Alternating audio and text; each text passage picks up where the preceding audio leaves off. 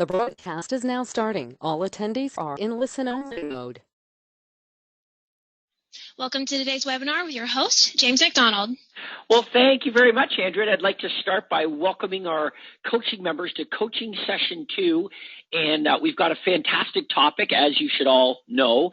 What we're going to be talking about is selecting your target market and your unique selling proposition. And we're going to get in depth on all of the various kinds of USPs that you can be implementing right now.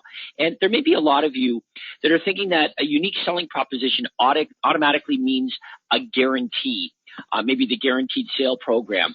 Well, a guarantee is simply one kind of USP.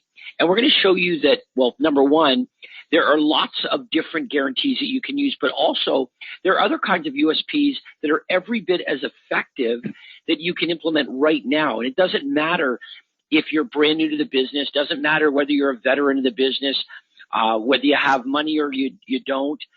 These USPs can be applied into your business right now. And Craig and I are going to be going into depth and exploring all of those various unique selling propositions on today's call. Now, we're very excited to have you on our webinar here, and we really look forward to your participating in our Q&A session towards the later part of today's webinar. So having said that, again, for those of you that may have just joined us, we're talking about selecting your target market and who it is that we want to attract and how we set ourselves apart by creating a unique selling proposition. Those are our topics for today's webinar. It's going to be a good one. We'll look forward to your participating in the Q&A. And at this time, I'd like to turn the call over to Craig. So, Craig, let's get started. Well, thanks a lot, James. Well said. Today, let's begin with the topic of selecting your target market. You know, if you ask most real estate agents who they're specifically targeting with their marketing, they kind of give you a blank look. They usually say that they're pretty much after anybody and everybody. Well, I want to talk to you about why that's not a good strategy. And it's very important that you do have marketing strategy, that our marketing decisions are based on logic and science versus subjective decisions, which are often the result in financial ruin. And I want you to think about other businesses outside of real estate. Let's take a look at McDonald's, for example. If McDonald's was considering opening a restaurant in your city, they would do some careful research before they made that decision to make sure that the community, that the location could support the restaurant. Well, you know, you and I also have access to similar information called MLS. We are in one of the most documented industries in the world, and we need to start taking advantage of all of this great information that's at our fingertips on MLS. I want to talk to you about how to do that on today's webinar. We also want to look at our own personal situation when it comes to deciding who we're going to target with our marketing. Okay, it's very important for us to understand that we can't be everything to everybody. Okay, you don't have the resources that Coca-Cola has. We can't afford to be everything to everybody, so we have to shrink our marketplace. And you may remember that we did talk about this at this super conference, this idea of shrinking your marketplace. So you need to have an honest look at your present situation and at your resources. For example, let's say that you're fairly new in the real estate business and you don't have a lot of experience and you don't have a lot of money. Well, obviously then, you shouldn't be targeting luxury home sellers. You know, you don't have the credibility and you don't have the money to market their properties. And it would take you perhaps months and months and months to get paid on those transactions. And for most of you, you can't wait that long. If you need to make some now money, that strategy wouldn't make sense at all. Instead, what you should be doing is targeting first-time buyers and sellers. And it shouldn't be a situation where you're just throwing a dart at the wall and saying, okay, who is it that I'm going to target? And although, you know, it would be great if you absolutely loved your target market and eventually you do want to gravitate to people that you really enjoy working with, but right now you might have to do what you need to do, not necessarily what you love to do to make this business work for you. Does that make sense to everybody? Now, most real estate agents let their target market select them. Okay, they don't choose their target market. They let their target market select them. And you know what? I was no different. Let me explain. You see, when I started in real estate 20 years ago, you want to know how I selected my target market? I got my first listing in the London Road area, so that then became my farm area. Now think about it. I could have gotten my first listing anywhere, but because I got my first listing in that particular neighborhood, that became my farm area. And that's the area that I worked for years and years and years. Now, you may say, well, gee, Craig, things worked out pretty well for you, so what's wrong with that approach? Well, face it, I got lucky. But you shouldn't build a business based on luck. A lot of real estate agents do that. They sort of, they get their first listing by mistake, and then that becomes their target market. Okay, that is not a scientific approach. You should be using logic and science when it comes to selecting who you're going to be talking to with your marketing and who you're not going to be talking to. So I'd like to begin by having you write down a couple of notes here. So if you'll grab a pen, I'm going to give you some things to consider when you start to think about who it is that you should be targeting with your marketing, keeping in mind that you can't be everything to everybody. Okay, so please grab your pen. Here's the list that I'd like you to write down. Number one, who should I want to target? Okay, number two, what do they want? Number three, how are you going to give them what they want? How are you going to give that to them? Okay, so who do I want to work with based on your own personal situation and the research that you've done? That's number one. Number two, what do these people want? And number three, how are we going to give them what they want?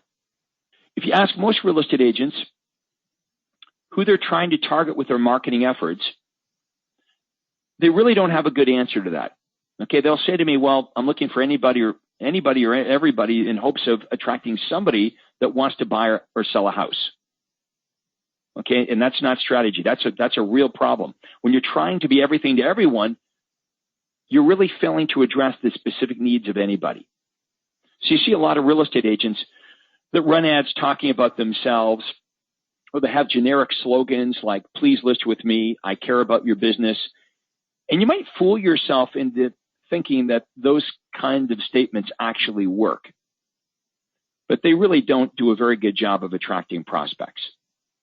Okay, you must understand that if you need to make money right now, you need to be doing very specific things. And the best target, if you need to make cash right away, is to target first-time buyers. Okay, and we have ads to help you attract any type of buyer or seller that you want to work with.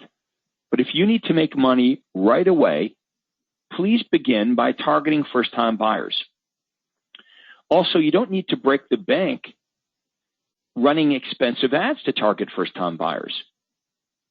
You can start by running ads on mediums that either cost you nothing or other very inexpensive mediums. So please write this down. The mediums that I'd like you to begin with to start making money right away, if you don't have a lot of money, start with Google pay-per-click, find inexpensive local newspapers, and run classified and display ads. Okay, these are the mediums.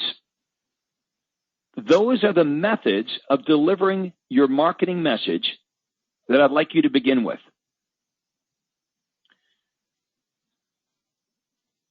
Now, I did talk about this at the Super Conference, but let me repeat it. Why first-time buyers? Why are they a great target for those of you that need to make money right away? Because, first of all, first-time buyers are very easy to attract. And obviously, they've got nothing to sell. Also consider that interest rates are historically low. So buying a home in today's market is super affordable. And what I've found is that first-time buyers are also very easy to please. You take them out, you show them 3 or 4 homes, and guess what? Every house you show them is better than that dingy apartment that they're currently renting. And because they don't have a house to sell, you can close these transactions in 30 days and get paid. Because most of these people are on month to month. So you can get paid within a couple of weeks versus working with move-up buyers who already live in a pretty nice home. Think about a move-up buyer that already lives in a pretty nice home. They're going to be very picky because they already live in a pretty nice house. You might have to show them dozens and dozens of homes before they find a home that they want to make an offer on. What that means is it may take months and months and months for you to get paid. And how about this? Even when you find them the perfect home, they still have a house to sell, so your offer must be conditional on the sale of their existing home, which may or may not sell. The difference is between you getting paid in a couple weeks and getting paid months and months down the road, or maybe never. Now, some of you on the webinar here today may feel that, well, this doesn't apply to me, Craig, because I'm already making good money. I'm already doing well. Hey, look, don't ignore this strategy. Even if you're already doing well, this is still a great strategy. I mean, who on our webinar here today doesn't want to make money right away? So you're going to all want to target first-time buyers. Whether you need money like yesterday or whether you're already doing well, first-time buyers represent a great target market, and there's not a lot of competition for first-time buyers. We have some great ads, some great campaigns that'll help you do that. And we're going to talk about the messages that you should be using to attract first-time buyers. But again, the medium that you're going to use, the way you're going to deliver that marketing message to begin with should be through Craigslist because it's free, or in inexpensive newspapers, preferably local newspapers that have free home delivery. So start with the least expensive methods of delivering your marketing message. Now, as far as the messages go, if you want to attract first-time buyers, I would recommend that you run ads like the Fixer-Upper campaign and the Distress Sale campaign and the Must Sell campaign, the ones you see on your screen right now. We've got wonderful campaigns in the marketing library to target first-time buyers. Now, if you're interested in move-up buyers, of course, we have ads as well to attract those move-up buyers, like the Upscale Homes campaign. Some of you might perceive that these campaigns aren't going to work as well for upscale home buyers, and it's not true. We have coaching members from all over the country working in completely different marketplaces, small cities, large cities, rural, it doesn't matter. We have campaigns to help you target any type of buyer or seller that you most want to attract. Okay, we have campaigns for every segment of the marketplace. But I'm specifically talking right now to those of you that need to make money right away. You should now understand what messages you should be running and how to deliver those messages to your selected target market. Next, let's have a conversation with those of you that are already doing well. Okay, for those of you that are already doing well, you don't have this dire need to make cash yesterday. Okay, you're already doing okay. I'd still like you to target first-time buyers because they do represent a great target market, even for those of you that are making good money. But I'd also like you to target move-up buyers. Here are some of the ads that you could run, okay, to attract move-up buyers. You could run the editorial style ads. For example, the 6 trade-up mistakes to avoid when moving to a larger home. Okay, obviously the only prospects that would respond to that campaign are those that already have a house. They're trading up. Or the Save Thousands campaign or the Buyer Traps campaign. All you have to do is go to the marketing library, and you're going to see a wide assortment of campaigns that target both first-time buyers and move-up buyers. And of course, if you're after sellers, let's have a look at the campaigns that we'll recommend to target sellers. The online home evaluation classified ad is an absolute jackpot. Also, the home down the street or area home sales classified ad. That's the ad that says find out what the home down the street sold for. That's another jackpot. Also, test the editorial ads like the costly home seller mistakes or the home inspection mistakes to avoid ad or set price or for sale by owner. 27 tips. I'd recommend that you go to the marketing library and you think about, well, which campaigns are going to do a really good job of targeting the type of buyer and seller that I should be targeting. Okay, again, my recommendation is you have a good look at your personal finances, your present situation, and you do the research on MLS and you look for opportunities. And by personal situation, I'm talking about both your finances and I'm talking about your experience and your credibility that you're going to have with each of these target markets. Okay, for example, if you're a brand new real estate agent, you're targeting first-time buyers. Okay, you may not have a lot of experience, but guess what? Neither does the client. Okay, first-time buyers really don't know what to expect. They've never done this before. However, if you lack experience, it's probably not a great idea to target veteran home buyer and sellers. These are people that have already bought and sold real estate many, many times before. Okay, so that's another good reason for those of you that are rookies in this business to target first-time buyers. All right, the other thing I want to talk about is doing research on MLS. All right, I did a consultation recently with one of our coaching members who wanted to target high-end condominiums. Okay, he wants to work with sellers of high-end condominiums. And the reason he wanted to do this is because he likes condos. He lives in one himself. So this was his geographical farm area, the farm area that he lived in. And like I discussed a few minutes ago, this is a big mistake that a lot of us make. But here's what happened. Once we did the MLS research, what he determined is there wasn't enough turnover. There weren't enough condos selling, even if he got 100% of the market share, which is unlikely, for him to make a good living.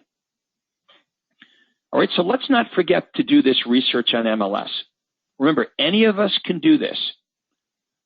So before you subjectively decide who you're going to target and who you're not going to target, simply research the MLS. The MLS will tell you where the opportunity is in your marketplace. So for example, if I want to target first-time home buyers in my town, in Newmarket, I could search MLS and I would look for homes that sold last month. I'd search for the homes that sold last month, and I'd identify how many of these homes that sold were first-time buyer homes. So first-time buyer homes in my marketplace might be any home that sold for, let's say, $450,000 or less. How many homes that sold were $450,000 and less? Now, if that's a big chunk of the marketplace, what that tells me is, hey, first-time buyers would be a great target market. Now, obviously with MLS, we can't research buyers, but we can research sales. Okay, we can research the homes that have sold. Obviously, if there's a bunch of homes that have sold for $450,000 and less, what we can then conclude, obviously, is there had to be buyers for those homes. So do we want to target the sellers of those homes, or do we want to target the buyers that are buying those homes? what you do is you go to the marketing library, you pick the ad, and then you test different mediums, different methods of delivering that message to the target market. If you pay attention to the results, you're going to understand within a couple of weeks which of the ads work the best, which of the mediums work the best. And once you determine what works the best, guess what? Then you can continue to do more of that and eliminate anything that's not working well. What you're going to find is within a couple of weeks, you're going to have your marketing on autopilot. You know, that's why we call this automatic marketing. It truly is automatic marketing. You're going to test the different ads, the different campaigns. You're going to determine which ads and which methods of delivering those ads to your intended market work the best. And it's basically rinse and repeat. So I want you to give this some careful consideration. Much like I said earlier, when it comes to opening a McDonald's restaurant, they don't just throw a dart at the map and say, hey, we're going to open a restaurant here. McDonald's does a ton of research on population and trends and traffic before they decide they're going to invest in opening a brand new restaurant. Well, you and I have similar type information right on your MLS. You just need to be smart enough to use it. So there's two things I want you to do. Number one, I want you to take an honest look at your needs, your own financial situation, okay, your own personal situation. And number two, I want you to research MLS. And when you do that, you're going to understand who you should be targeting. Okay, now once you understand who you should be targeting, you're going to go to the marketing library within the coaching site, and you're going to select some ads that you're going to test. I want you to pick messages that would appeal to that piece of the market that you want to target. Now, the only other question is, what is going to be the best way to deliver that marketing message or deliver that ad to your intended piece of the market? So what are you going to do? You're going to test different mediums. I want you to test Craigslist. I want you to test running the ads in the classified section in some of your local papers. I want you to run the ads not in the classified section, but randomly peppered throughout the local paper. We call these display ads. Okay, so you can run the ads in the classified section under homes for sale, and then outside of the classified section. Those are your least expensive methods to get started with this system, to deliver the message to your intended piece of the market. All right, next let's talk about determining what it is that your prospects want. What motivates this target group of prospects that you're after? Okay, what factors are most important to them?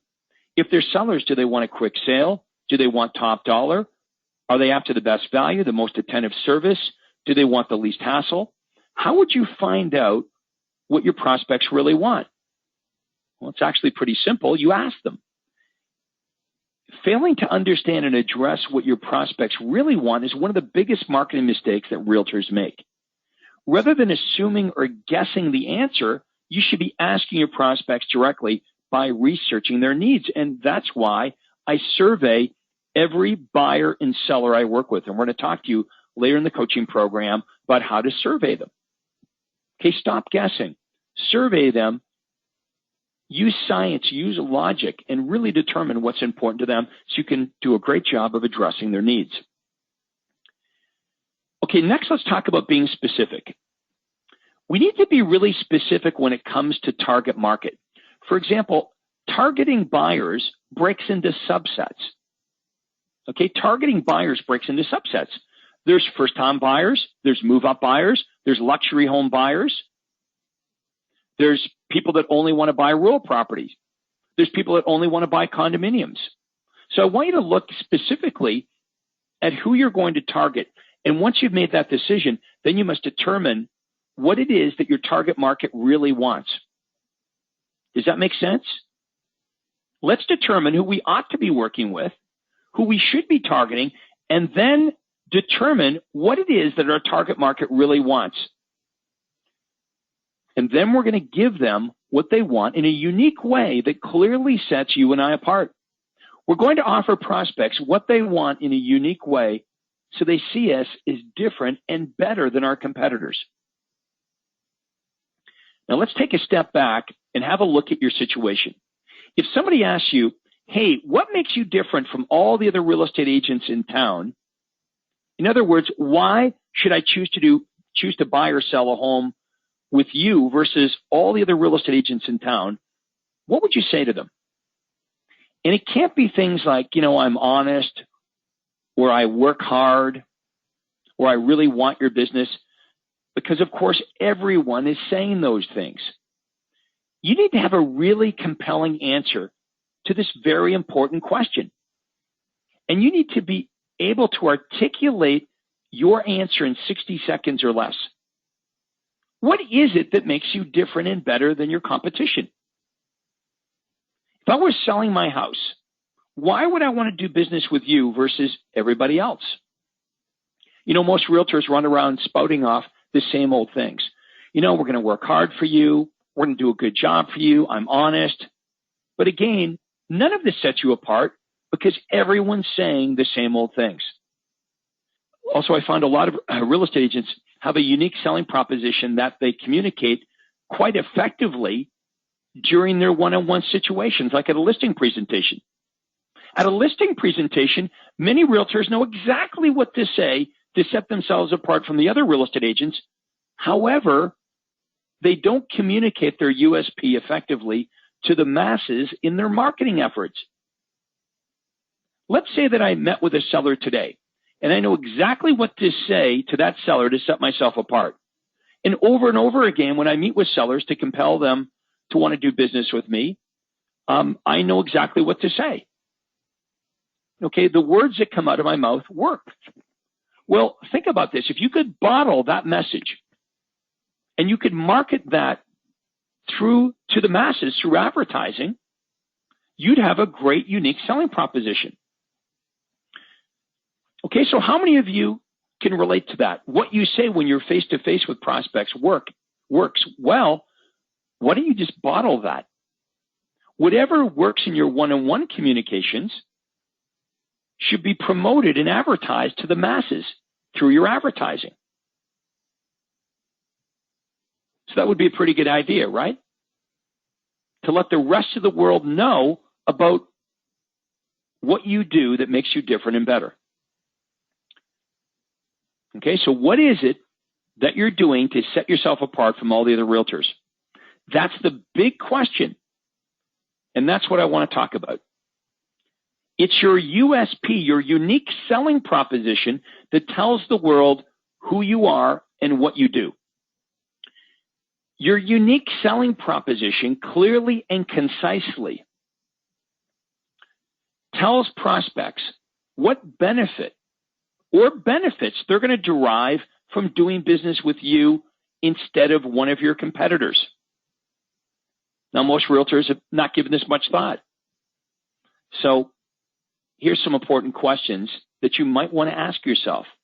What distinguishes your business from your competitors? Do your listings sell faster than average? Do they sell for more money than your competitors? Do your buyers save money when they deal with you? Or do they save time? Do you have a better system to attract customers? Are you more aggressive in your marketing programs and strategies? Do you provide better service? Do you give better guarantees? Do you make it easier for people to do business with you? What is it exactly that makes you different? As you progress through the coaching program, and this might already be the case, you probably look around at what your competitors are doing to promote themselves, and you realize, or you say to yourself, they just don't get it. Because it's true, the average realtor doesn't get it. They don't have a clue about how to differentiate themselves. Everybody's saying the same old bland things, or they're saying nothing at all. Most real estate agents are wasting their money on ineffective ads that produce little or no results. So if we want to be successful, we can't do what everyone else is doing. We need to understand that this self-image advertising that every agent and every company seems to be wasting money on is not something that you can be doing if you want to be successful. And in fact, if you're still engaged in any type of image advertising, if you're still running those kinds of ads, I'm going to urge you right now to stop. Stop wasting your money on ineffective self-image advertising. Instead, let's talk about how to create a compelling, unique selling proposition. And as I get into this topic, I want to just explain to you that I'm not going to suggest that anyone run out after our webinar is over spending a whole bunch of money promoting their USP. Okay, that's not what I'm suggesting. I'm not suggesting that you should run out there and start spending a lot of money promoting your USP. Not yet. Some of you, perhaps are in a financial position where you can do this. But everyone on the call can start to promote your unique selling proposition with the words that come out of your mouth. You see, the words that come out of your mouth don't cost you anything. The misconception is that when I'm talking about setting yourself apart by promoting your USP, automatically everybody assumes I'm talking about running ads. That's what people assume. Craig is saying, well, I need to start spending a lot of money running full page ads and renting billboards and running television commercials. And although some of you are going to gravitate to that, that's not where you should start. So please understand that generating leads by promoting your unique selling proposition is definitely more expensive, or can be more expensive, than running other types of lead generators. And I've discussed the fact that your less branded advertising is always going to generate you more leads at a much lower cost than branded advertising. Okay, less branded advertising is the most effective and least expensive way to generate leads, bar none. Because prospects want information, but not necessarily do they want to go to a real estate agent to get that information, you'll always find that your less branded advertising generates you more leads at a lower cost than branded advertising. So as soon as you start to promote yourself and your unique selling proposition, understand you're going to generate less leads. You might say, well, why would I want to do that? Well, here's the argument. The argument for advertising your USP is, even though you're going to generate less leads, the leads that you generate are going to be predisposed to working with you because they already know that this information is coming from you, but they also already know what makes you different and better than your competition. Is everybody understanding this? So when you promote your USP, words do matter. I want you to consider the words that come out of your mouth when you're on the telephone with a prospect or when you're at a listing presentation. These words must create the perception amongst your prospects that you are different and better than the competition. And you're going to test different statements, different benefits. You're going to test different things that come out of your mouth, and what you're going to determine is some of them work better than others. So as you start to promote your USP, you're going to be changing the way that prospects in your marketplace think about you. And you'll compel the best prospects to contact you. Most of you on the webinar are not at the point of being able to do what I did when it comes to this kind of ongoing investment. However, for those of you right now that are wasting money on image style advertising, immediately stop. Stop running those types of ads and switch to promoting your USP. All right, to reiterate, the difference between promoting your USP and image advertising is this. Image advertising basically says, call me, I'm great. List your home with me. Or I've got all these designations. But there's no benefit with that. And here's the difference. You see, with USP advertising, not only are you creating an awareness of who you are, attached to your identity, is a very specific and tangible benefit. So people don't only know who you are, but they also clearly understand what makes you different and better than your competition. Okay, now for those of you that are struggling for cash right now, how do you do this? Start by promoting your USP verbally. If you don't have the money to spend on newspaper advertising or online advertising, you can begin by promoting your USP with the words that come out of your mouth. When you're talking to prospects on the phone or during your face-to-face communications at a listing appointment or a buyer appointment, begin to test your different USPs. And what you're going to find is some of the words that come out of your mouth work far better than others. Those are the words you're going to continue to use until you find better words. Let's make the assumption that whatever you discover works the best during your one-on-one communications, does it make sense that is likely going to work the best when you start to multiply that message to the masses with your marketing? So if you meet with a seller and you find that a certain message, a certain unique selling proposition works better than all others, there's a very good chance that if you promoted that USP in the newspaper or online, that you'd have a very effective offer. Okay, remember, the most important question that anyone is ever going to ask you, as long as you're a real estate agent, is why should I do business with you versus all other options, including doing nothing or whatever I'm doing now? This is what every prospect you meet with or speak to on the phone is consciously or subconsciously asking themselves. Why should I do business with you above all other options, including doing nothing or whatever I'm doing now? So your unique selling proposition is going to be the essence of your entire business concept. It's the unique advantage that distinguishes your real estate business from all your competitors.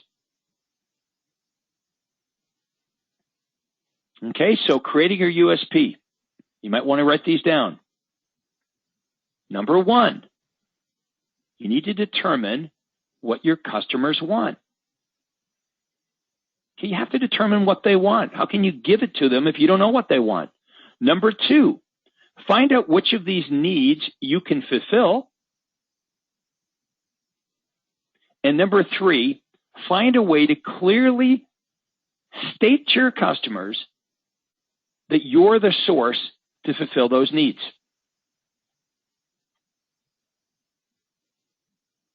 Now, I want to share with you 3 different types of USP platforms. Okay, so let me explain to you the difference of these 3 different types of USPs. Now, you may want to use one of these USP platforms. You're probably going to want to use all 3 of them. Let's begin by discussing unique service USPs. Okay, unique service USPs. In my marketplace, I offered unique services or programs.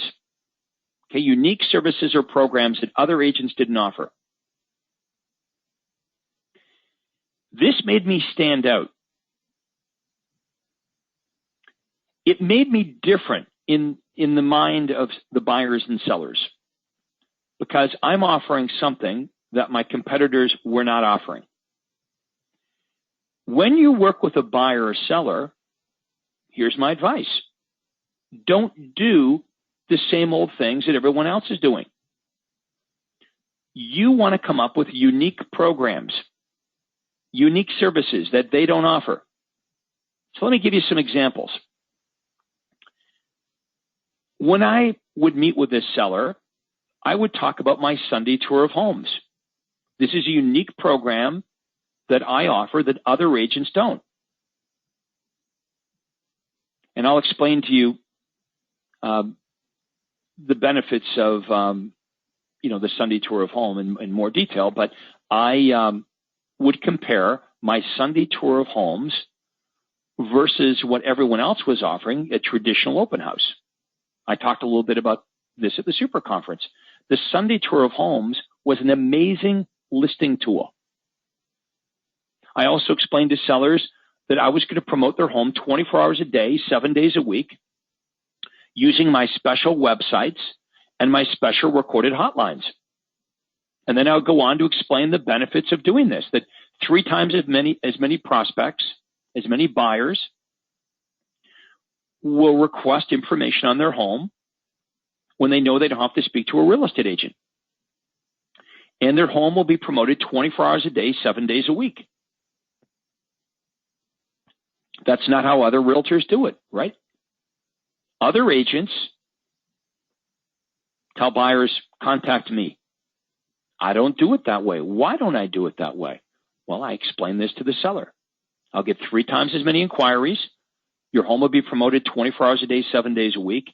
And the only prospects that we're going to bring through your home are people that already have the information. They've been somewhat qualified or pre-qualified because at least they have some information on your property.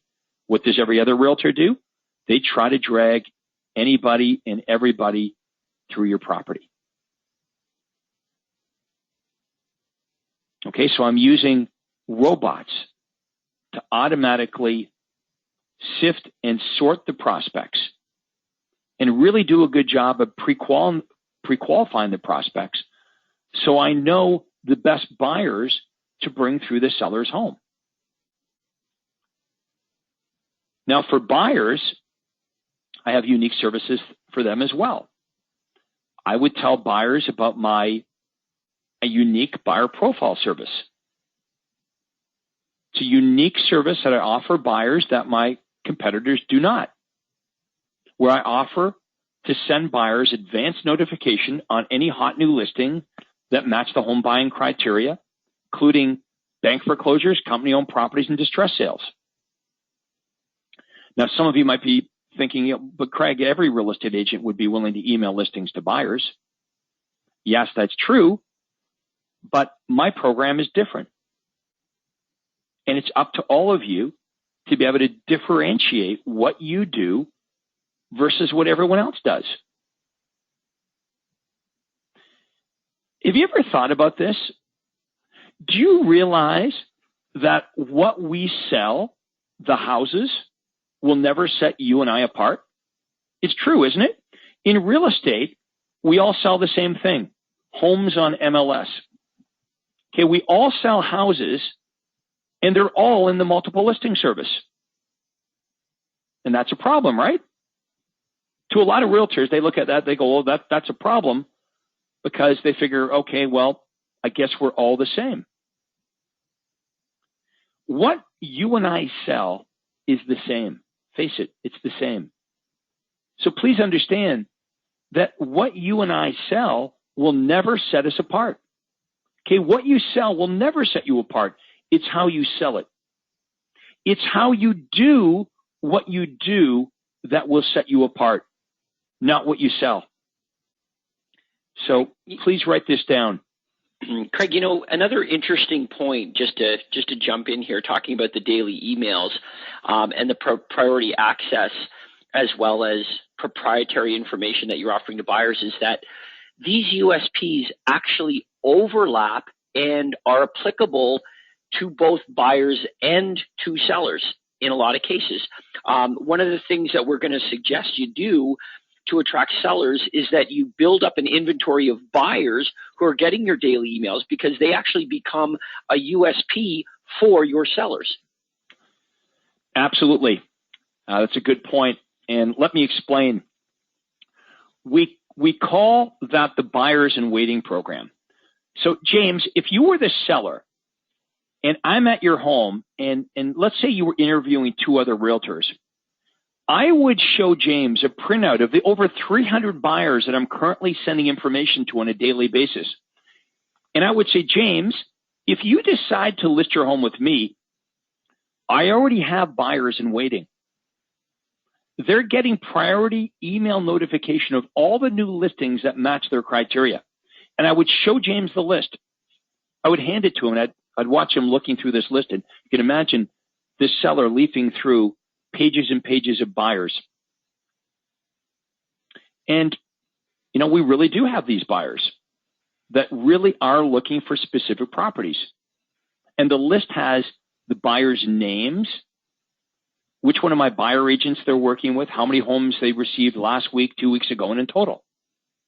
So these buyers that we're working with actually, can you see how they actually become a tool for us to attract sellers? And it works the other way around too. So because I have unique programs in place to generate more buyers, then the fact that I have more buyers also benefits the sellers. So James, you made a very good point. And I would say this to the seller. I would say, James, if you decide to list your home with me tonight, the very first thing that I would do is I would email information on your home out to all the buyers in my database that are looking for a home like yours.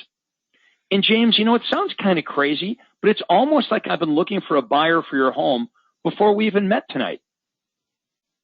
Now, we may get a match right away. In fact, we may find multiple buyers for your home. Does that work well? You bet it does.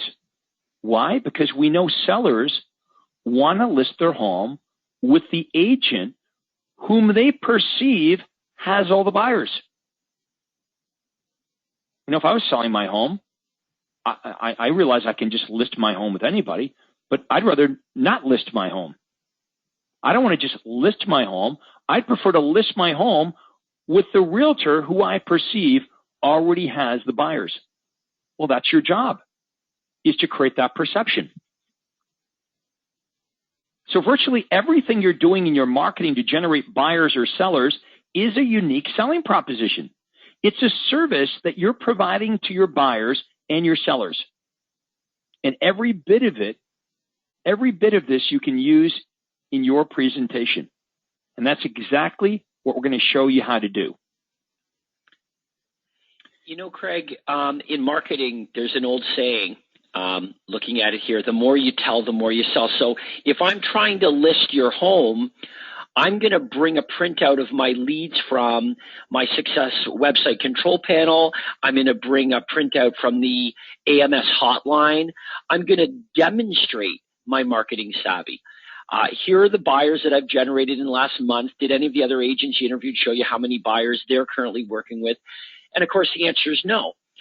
What they try to do is get them to like them, or they talk about their house, but in no way do they talk about the strategy that they're going to use, because it's very likely that, they don't have one.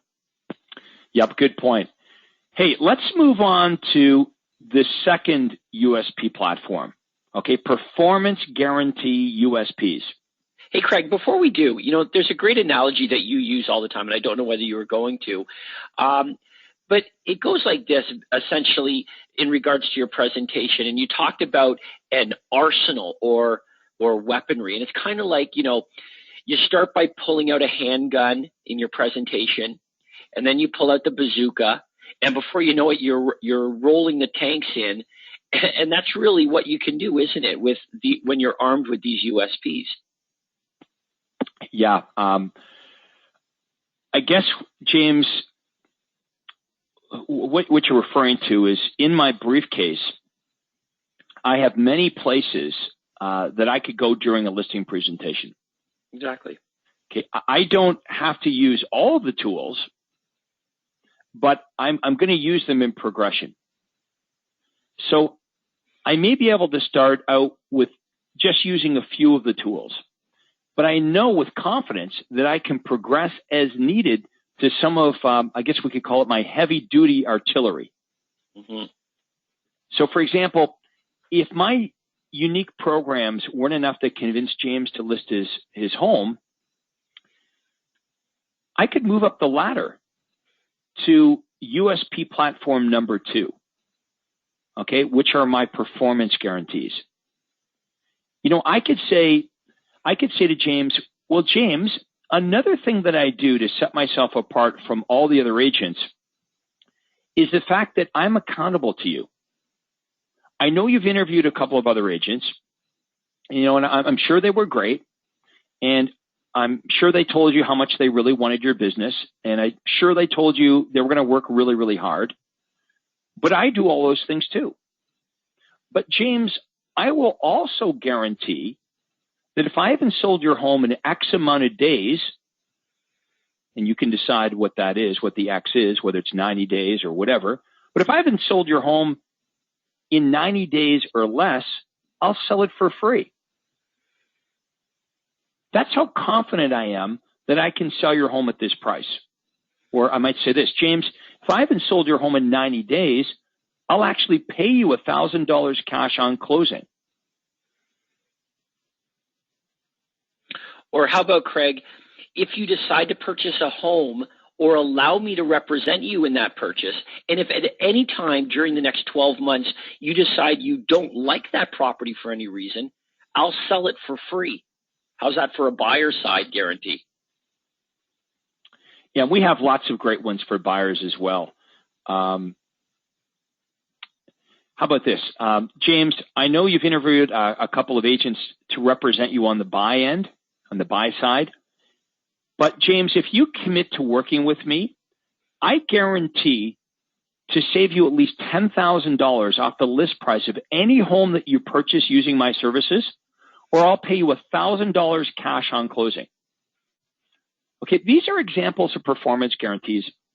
And of course, the biggie that we've talked about at the Super Conference that's made me more money than any of the others is the Guaranteed Sale Program.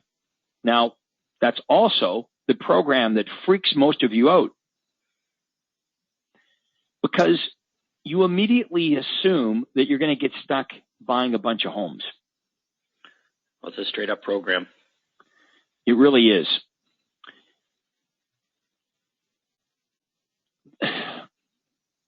You know, the most immediate thing that you assume is that if you offer the Guaranteed Sale Program, you're going to get stuck buying a bunch of homes. And if you understand the rules, you'll understand that this is absolutely not going to happen as long as you follow the rules that you've set for yourself. Okay, if you understand the program, you have very little risk of this happening. And I'm going to conduct entire webinars on the Guaranteed Sale Program because I want you to understand the program before you immediately eliminate it. I want to help you design your rules and your guidelines. Remember, this is your program, and you can design the rules and conditions. This is a program that can make you a lot of money, especially in today's market. The prospects that are most likely going to respond to the Guaranteed Sale Program are the most motivated sellers. Would you agree with that? The most motivated sellers in the marketplace are going to respond to an ad that says, we'll sell your home, guaranteed, or we'll buy it. The most motivated sellers are the sellers that you want to attract, the people that absolutely must sell now. Now, of course, we're not buying their home or guaranteeing their home at market value. You all understand that, right? There's a buffer. I mean, just like when you buy car insurance. James, you recently bought a car. Now, if you wreck that car, okay, if you smash the car up, the insurance company is probably not going to say, okay, James, we're going to give you 100% of what you paid for the car. They're not going to do that. They're going to build in some kind of discount. And the reason that we all buy car insurance is just in case something happens. Well, consider the guaranteed sale program as a special insurance program that you're offering to your sellers that nobody else is. Now, we can't offer the seller 100% of market value, but clearly what we're offering the seller is far better than what your competitors are offering them, which is nothing. So we can afford to be conservative. You can tell the home seller that owns, let's say the seller owns a home worth $400,000. If you guarantee $360,000, so 10% off of market value, and then you take off your commission because you're not going to pay yourself, so your net offer to the seller would be $339,000. Wouldn't everyone agree that that would be a pretty easy number to beat? If the house is truly worth $400,000, and remember, it's you and I that set the price. That's another condition of the guaranteed sale program is you set the price. You are now going to deduct your guaranteed sale fee, whether that's 5% or 10%, you decide. Then you're not going to pay yourself a commission, so you deduct the commission. Now, keep in mind, there's also other rules to the guaranteed sale program. Okay, it gets better than this because, firstly, they have to move up and buy one of your listings. So let's take somebody that owns a $200,000 home, and they move up and they buy one of your $400,000 listings. Now, these numbers might not be relevant to you, but it's just easy math. So take somebody who owns a $200,000 home, and they're moving up and they're going to buy your $400,000 listing. That means you're going to make about $25,000 in commissions right there on the move up. That $25,000 you're going to get on closing. That could be your down payment. If needed, that could represent your down payment. Now, that would only happen if the $200,000 home didn't sell in 120 days for at least 170. Because that would be my guarantee. On a $200,000 home, I'm going to guarantee $170,000.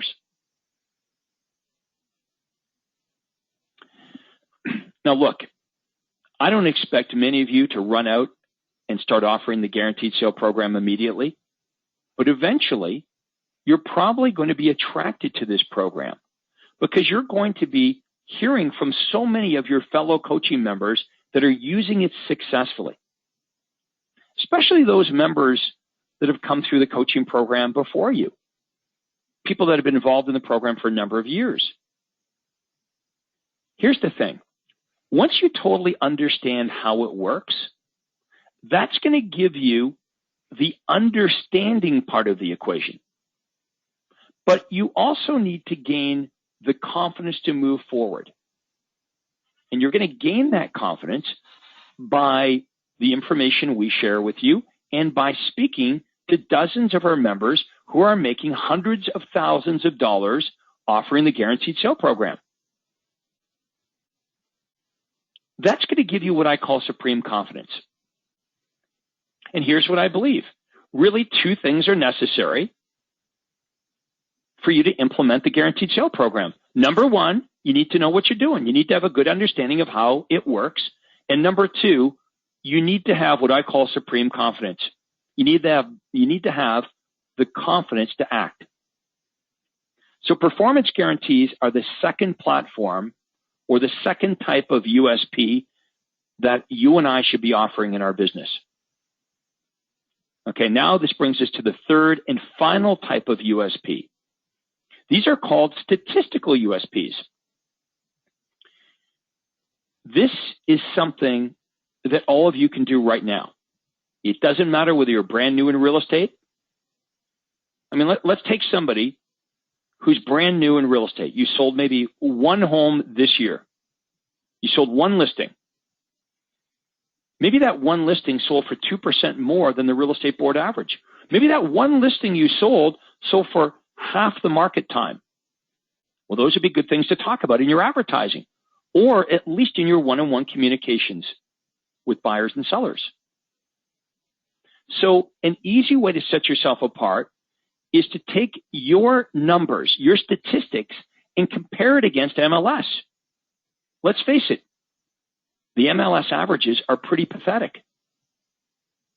The results that the average realtor gets are pathetic. Now, when you do this research, you're not likely going to shine in all the different areas, but you're only going to talk about the stats that make you look good. So, for example, if your list to sales ratio was inferior to MLS, obviously you're not going to talk about that. You might want to talk about your days on the market. Or what about your success ratio? Does everyone know what that means? Your success ratio is the percentage, what percentage of the listings that you take on sell and close? So when I met with a seller, I was able to say, you know, Mr. Seller, do you know that I sold 87% of the homes that I've listed this year? That's something that I would talk about when I met with a seller because that's an impressive statistic when you compare it to the fact that on MLS, less than 50% of the homes that are listed sell and close. Now, we can do the same thing with buyers. How would we use statistics when we're trying to attract buyers? Let's say that when you do the research, you determine that when you represent a buyer, your buyers only pay 95% of the asking price. Okay, compared to MLS, when you do the research, you realize everyone else's buyers on average are paying 97% of the asking price. Can you see how you could demonstrate to a buyer that on average, you're able to save your buyers 2% versus what other agents are negotiating for their buyers? Okay, now, the last thing I want to do before we take your questions is I want to talk about the importance of backing up all of your claims, backing up everything that you promote with some testimonials. When I'm promoting my guaranteed sale program, when I run an ad that says, your home sold in X amount of time or I'll buy it, can anyone on our webinar here guess what the biggest problem I have to overcome? It's skepticism. The number one trend in the country today is skepticism. So that's the biggest problem I have when I'm promoting the guaranteed sale program. It's skepticism. You know, people think, well, that sounds too good to be true, or, what's the catch? So you and I know that in advance, that we're dealing with a very skeptical consumer. So we have to be prepared for it. We need to use testimonials to back up every claim that we make. When you start to promote your unique programs, your performance guarantees, or your statistical advantages, make sure that you back up every claim that you make with testimonials wherever possible. Now, for those of you that are fairly new in the business, you don't have many clients, I understand that you may not have testimonials. But eventually, as you're involved in this system now, when you do transactions with buyers and sellers, you want to make sure that you get a testimonial wherever possible. Most real estate agents do not do this. Okay, so rule number one is get testimonials. Have a system in place to automatically get testimonials every time you work with a buyer or seller. Now, one more thing I want to mention. Make sure they're good testimonials, not what I call useless or wimpy testimonials. Let me give you an example. What does a wimpy testimonial look like? How about this? Craig was really nice to us. Or, we'd really like to thank Craig for selling our home. It was a great experience. Those are wimpy, useless testimonials. Craig, really what you're talking about is that the testimonial has to encompass one or more of the three platforms that you've been talking about, one of the three platforms of USPs, either a statistical advantage, a unique service, or program that you offered and was successful, or a performance guarantee. Let me give you an example. How about this one? Because of Craig's guaranteed sale program, we were able to buy the home of our dreams. Or Craig sold our home for 98.8% of our asking price in just 9 days. Really what it is you're offering a USP, but instead of it coming out of your mouth, it's coming out of the mouth of a third party. Obviously means a whole lot more. A good testimonial is a third party promoting your USP. Exactly. So if I'm promoting my list to sales ratio or my days on the market, I would want to use testimonials from people that say, Craig sold, something like Craig sold my home in 98% of the asking price and he sold it in a week. Or I was listed with 3 other agents for over a year and I switched to Craig Proctor and he sold it for 100% of the asking price in 48 hours. Those are the kind of testimonials you want to use. Testimonials that support the claims that you're making. Now, most real estate agents, they don't even make claims. So make a strong claim and then back your claim up. Support the claim with testimonials that have taken advantage of your USPs. They've taken advantage of these programs that you offer. Now you've got a killer marketing campaign, and people are much more likely to believe what other people have to say about you versus what you say about yourself. It's just the way it is. So if you believe that skepticism is a big problem in our society today, if you understand and accept the fact that the number one thing that you're up against is skepticism, and that the public's perception is that all real estate agents are exactly the same, if you understand that, if you now know exactly what to do to solve that problem. And you understand now how to set yourself apart from the crowd. So let's do this. Let's take some of your questions and let's try to keep the questions pertaining to what we've discussed on our webinar here today on how you should be selecting your target market and your unique selling proposition. Andrea, over to you. Yes, sir. You can ask your questions in 2 ways. One by audio if you're on the phone or if you have a computer mic, or you can type your question in the chat box, which we already have several parties who have done so. Our first comes from Ricardo Valega. What will be the specific search criteria to input on the MLS in order to determine a hot buyer's market? Okay, well, you're going to start off with the area that you work. So in my marketplace, I would start off with Newmarket or Aurora. Okay, and what I want to look at is I want to look at where all the sales are. And I'm trying to find, what we're trying to find is we're trying to find trends. We're looking for turnover. I want you to think of yourself as the owner of a store. If you owned a retail store, you wouldn't purposely stock your shelves with items that aren't selling. You'd want to try to find items that have good turnover. Because if we find areas of town, we call this a geographical target, areas of town that have high turnover or certain price ranges that have high turnover, what do we know? We know those listings are selling, but obviously someone's buying them as well. So if you spend some time on MLS, you should be able to discover where the majority of sales are happening. And you will find it, regardless of what marketplace you're in, the majority of sales are in a certain geographical area or in a certain price range. To me, that makes sense. Like that would be a good target market.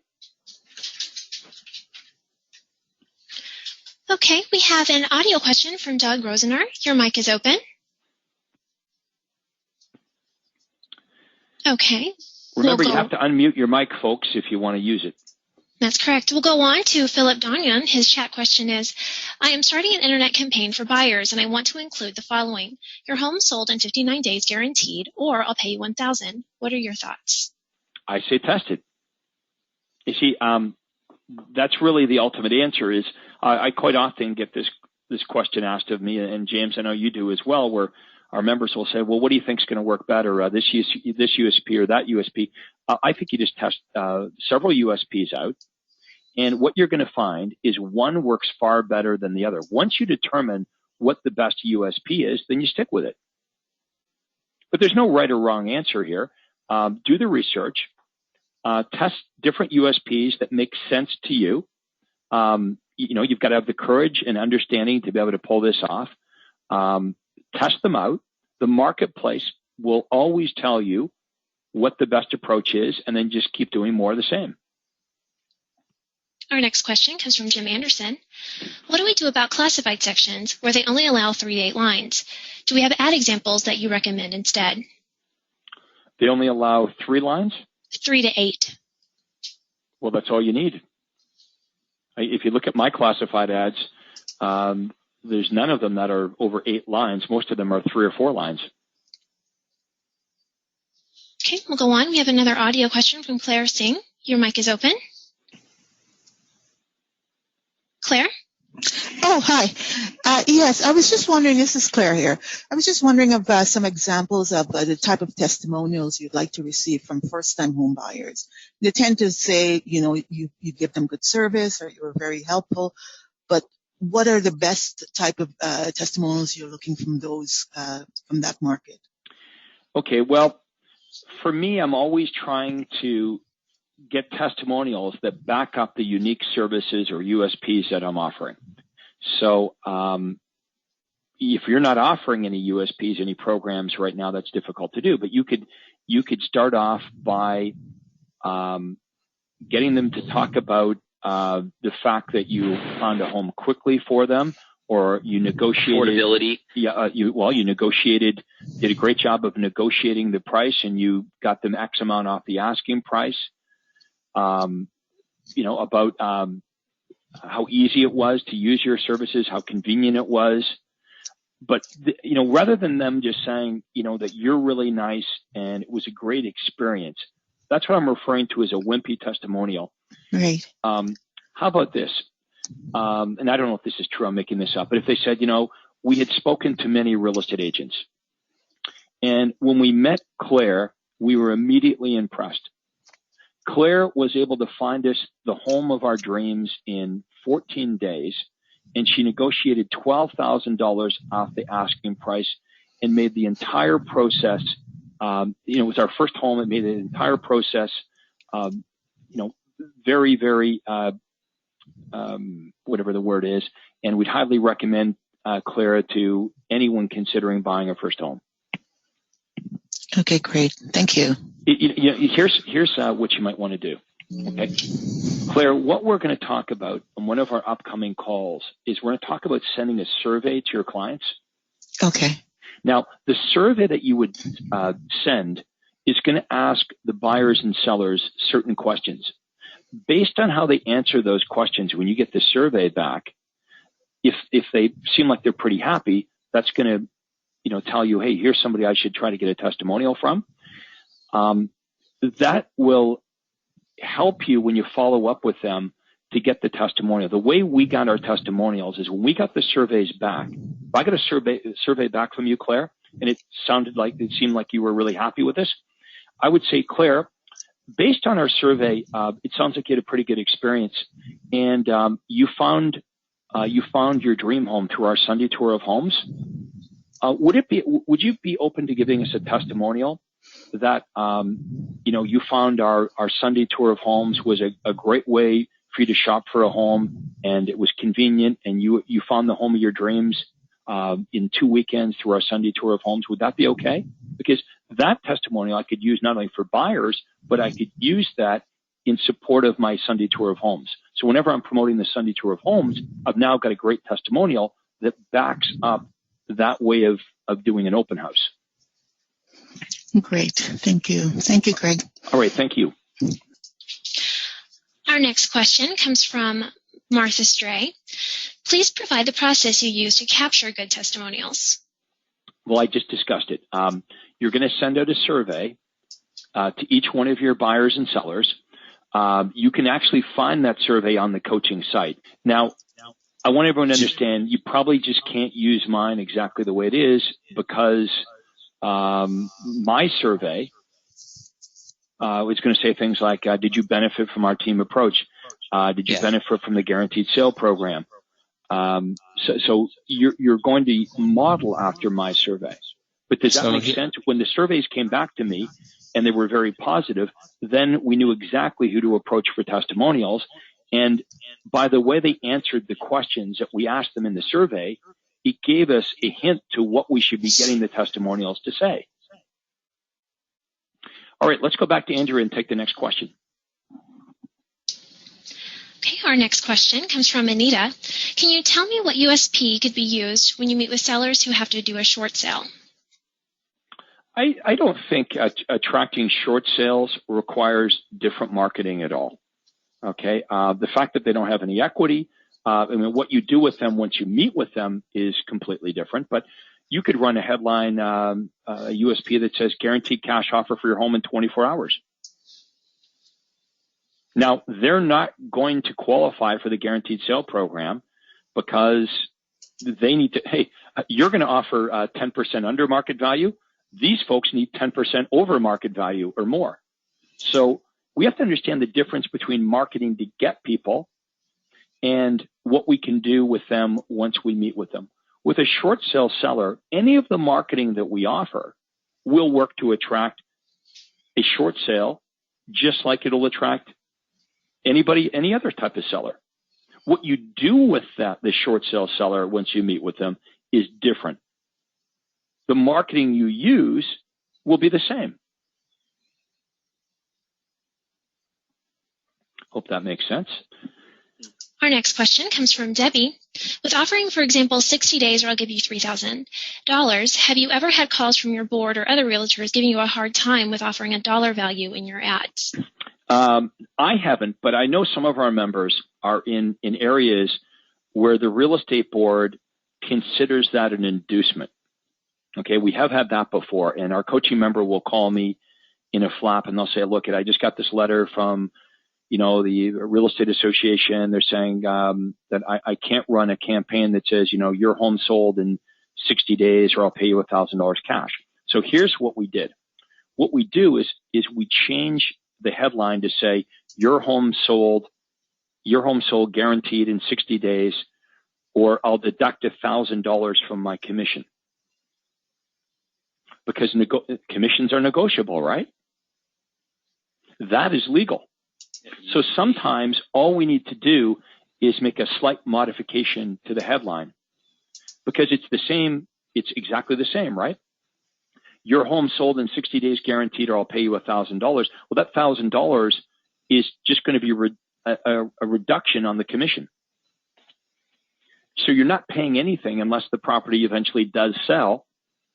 That $1,000 is applied on closing as a deduction to the commission. So all we had to do was change the headline to say your home sold in 60 days guaranteed, or I'll deduct $1,000 from my commission. Same program, but now, we had no problem running that because the real estate board can't say anything about you reducing your commission. Okay, that statement complied. Our next question comes from Jackie Cartwright. What ad do we write to attract first-time home buyers who need financing in a low inventory, tight market, competing with cash buyers? How do we find properties with no money down for them? Okay, the no money down thing is something I use in Canada, and you used to be able to do it in the U.S. Our lending restrictions here were a little tighter. You may know that. We didn't have the big real estate bubble that there was in the U.S. So I understand that many of you can't offer 0 down or 100% financing. Some of you still can. So, if you can't, you could change your ad to say super low down payment home loans. It doesn't make sense to attract people that you can't help. So you want to test the ads out. And if you're running ads that suggest super low down payments or no money down, and you're attracting people that you can't get qualified, well, then that doesn't make sense to continue doing that. I just know in my marketplace, it was a good ad to run because within a 5-mile radius of my office, there were dozens, maybe hundreds of people that were renting that really could afford to buy. They had good credit. They had good combined income. They just didn't have down payments. They didn't have very big down payments. They must have had a great lifestyle. Some of these people were in their 40s. They'd never owned a home. They were renting, and they were making $150,000, $200,000, husband and wife, $200,000 a year, and they're renting. So those ads were designed to get them to raise their hands, people like that to raise their hands, because clearly the opportunity for all of us is to try to find people that are renting who are only renting because they don't believe they can afford to buy, and they really can. So I'm trying to find people that are renting that really can afford to buy, and I'm trying to get them to raise their hands. Hope that makes sense. Okay, our next question from Stephen Black. He says, you mentioned a statistical program for MLS research called QL Stats. Where can he find that? How can he get it? Okay, well, you go to, I believe it's QLstats.com, QLsystemstats.com. Okay, this is for coaching members. If you go to QLsystemstats.com, can we go there, Adrian? Thank you. I have negotiated a pretty good deal with a third-party auditing company called IMS. Okay, that's their website, realestatestatistics.com. Now, what they can do is they can give you access to great information. It interfaces with your MLS, and it'll help you determine your target market.